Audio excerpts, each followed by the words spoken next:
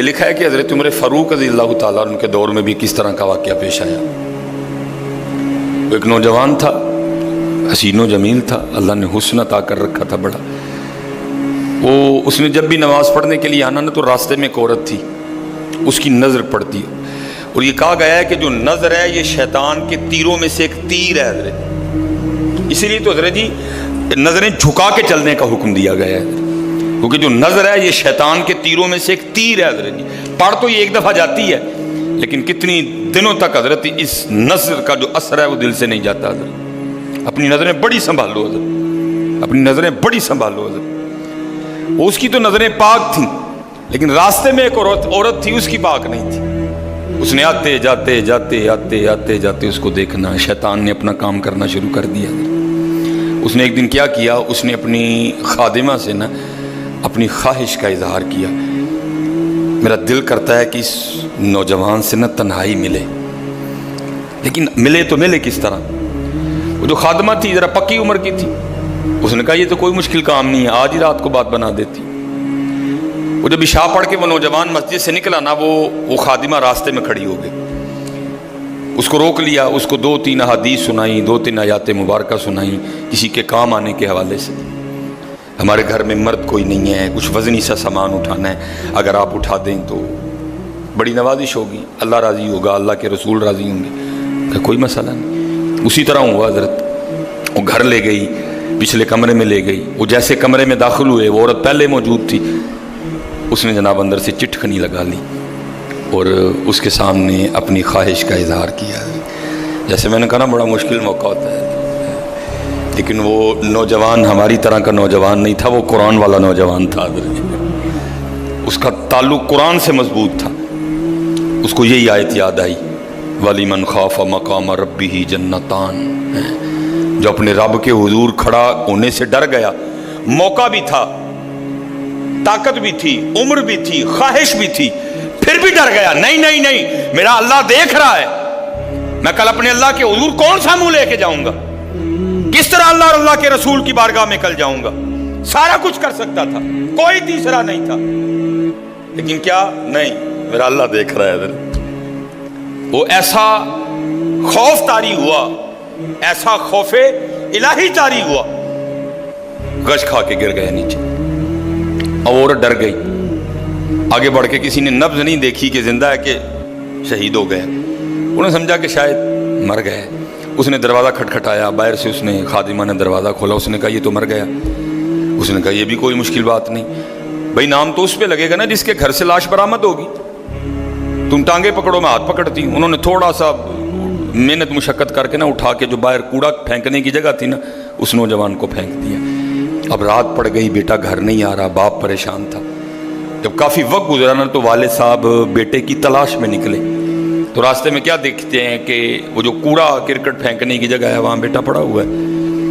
بیٹے کو اٹھایا، گھر لے آئے، منہ پہ پانی کے چھینٹے مارے، بیٹے کو ہوش آئی۔ باپ نے پوچھا پتر کیا ہوا؟ وہ بیٹے نے پھر سنانا شروع کیا۔ جب پھر وہاں پہنچا نا کہ اس عورت نے مجھے دعوت زنا دی، تو پہلے تو خوف الہی کی وجہ سے بے ہوش ہوا تھا، اس بار اتنا خوف الہی نے غلبہ کیا کہ واقعی روح پرواز کر گئی ہے۔ والد نے راتوں رات جنازہ کروا دیا۔ صبح والد صاحب فجر کی نماز کی جماعت میں شریک نہیں ہو سکے۔ جب نماز سے فارغ ہوئے نا تو امیر المومنین حضرت سیدنا عمر بن خطاب رضی اللہ تعالیٰ نے پوچھا بھائی وہ آج ہمارا فلاں مقتدی کیوں نہیں آیا؟ لوگوں نے ساری بات سنائی، حضرت جوان بیٹا تھا، انتقال کر گیا، رات ہی کو جنازہ ہو گیا، شاید اس وجہ سے حضرت نہیں جماعت میں تشریف لا سکے۔ آپ نے فرمایا چلو اپنے بھائی کے غم میں شریک ہوتے ہیں۔ حضرت سیدنا عمر فاروق رضی اللہ تعالیٰ عنہ آئے، باتیں ہوتی رہیں۔ آپ نے بیٹے کے انتقال کی وجہ پوچھی، بیٹے نے ساری بات سنائی۔ آپ نے فرمایا اچھا تیرے بیٹے کا انتقال خوف الہی کی وجہ سے ہوا ہے؟ تو اللہ تو فرماتے ہیں وَلِمَنْ خَافَ مَقَامَ رَبِّهِ جَنَّتَانِ، اور جو ہمارے رب حضور کھڑا ہونے سے ڈر گیا اس کے لیے 2 جنتیں ہیں۔ تو چل پھر مجھے ذرا اپنے بیٹے کی قبر پہ لے کے چل حضرت ہے۔ لکھا ہے حضرت عمر فاروق آپ اس کے بیٹے کی قبر پہ تشریف لے، اس کی قبر پہ کھڑے ہو کے اس نوجوان کو باہر سے مخاطب کر کے فرماتے ہیں، اللہ فرماتے ہیں وَلِمَنْ خَافَ مَقَامَ رَبِّهِ جَنَّتَانِ، اور جو اپنے رب کے حضور کھڑا ہونے سے ڈر گیا اس کے لیے 2 جنتیں ہیں۔ اے نوجوان اب آگے تو بتا اللہ نے تجھے 2 جنتیں دیں کہ نہیں دیں؟ تو لکھا ہے قبر سے جواب آتا ہے امیر المومنین رب سچا، رب کا رسول سچا، رب کا قرآن سچا، میں جیسے ہی قبر میں آؤں اللہ نے مجھے 2 جنتیں عطا کر دی ہیں۔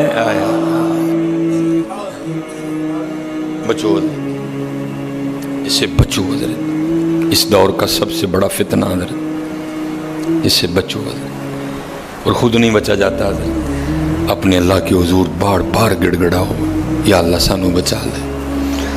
اور پھنسایا حضرت ہمیں انہوں نے اس طرح ہے، ہمارے معاشرے کو انہوں نے اس طرح کا بنا دیا ہے کہ یہاں زنا بالکل بری چیز نہیں سمجھی جا رہی، لوگ فخر سے بتاتے ہیں، اور یہ قرب قیامت کی نشانی ہے۔ لوگ گناہ کر کے فخریہ بتایا کریں گے۔ آج کا نوجوان فخریہ بتاتا ہے، جی میری اتنی گرل فرینڈز ہیں، آج کا نوجوان فخر سے بتاتا ہے یہ قرب قیامت ہے، یہ نشانی ہے قیامت کی۔ لوگ گناہ کر کے ڈریں گے نہیں، بلکہ فخریہ بتایا کریں گے، ہاں جی میں یہ گناہ کر رہا ہوں اور اتنی جگہ کر رہا ہوں میں یہ گناہ۔ لیکن کیا ہوگا؟ نیکی مشکل ہو جائے گی۔ آج حضرت جی آپ دوسرا نکاح کر لیں، اللہ سنت ہے، قرآن میں اللہ خود کہہ رہے ہیں فَإِن تَابَ لَكُم مِّنَ النِّسَاءِ مَثْنَىٰ وَثُلَاثَ وَرُبَاعَ۔ پہلے کی تو اللہ نے بات ہی نہیں کی، بات ہی دوسرے سے شروع ہو رہی ہے۔ مِّنَ النِّسَاءِ مَثْنَىٰ وَثُلَاثَ وَرُبَاعَ، پہلے کی بات ہی نہیں ہوئی، بات ہی دوسرے سے شروع ہو رہی ہے۔ جتنی مرضی گرل فرینڈ رکھ لیں آپ کو کوئی برا نہیں سمجھے گا، بلکہ لوگ آپ کے جانے کے بعد بڑا خوش ہو گئے کہ یار بڑا رنگین مزاج آدمی ہے۔ لیکن حضرت آپ دوسرا نکاح کر لیں، اسی وقت آپ لوگوں کے کاغذوں میں 2 نمبر ہو جائیں گے حضرت۔ پیکے بھی ناراض، سونے بھی ناراض، پرا بھی ناراض، سالہ بھی ناراض، ہیں جی چھوٹا بھی ناراض، وڈا بھی ناراض ہے۔ یہ کیا ہے؟ یہ قرب قیامت ہے حضرت۔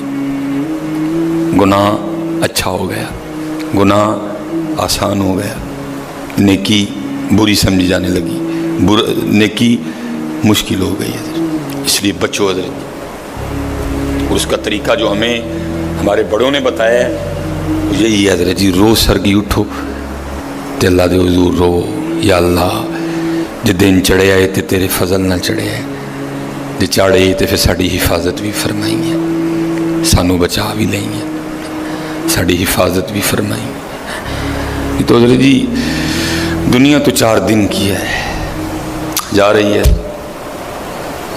کالے وال مسافر ہوئے، چٹیاں ڈیرے لائے، کالے وال مسافر ہوئے، چٹیاں ڈیرے لائے، ویکھ محمد بخشا موت سے نہیں آئے۔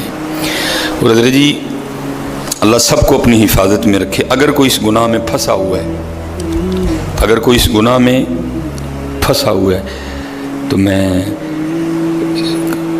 کہوں گا کہ توبہ کر لیں سارے حضرت، کیونکہ حضرت یہ وہ گناہ ہیں کر تو ہم رہے ہیں لیکن اس کی سزا ہماری نسلوں کو بھگتنی پڑنی ہے حضرت۔